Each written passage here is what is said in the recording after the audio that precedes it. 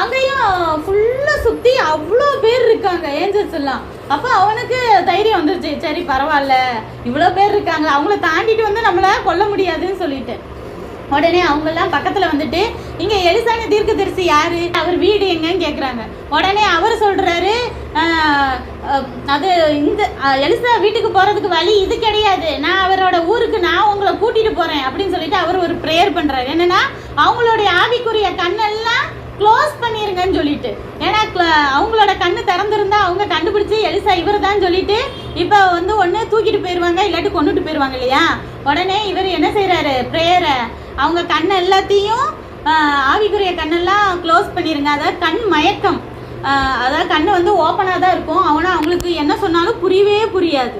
அப்படி வந்து செஞ்சு விட்றாரு. அதாவது தீர்க்கதரிசியால் கண்ணை திறக்கவும் முடியும், கண்ணை மூட வைக்கவும் முடியும். அது போல் அவங்களுக்கு எல்லாத்துக்கும் கண் மயக்கம் வந்துருச்சு.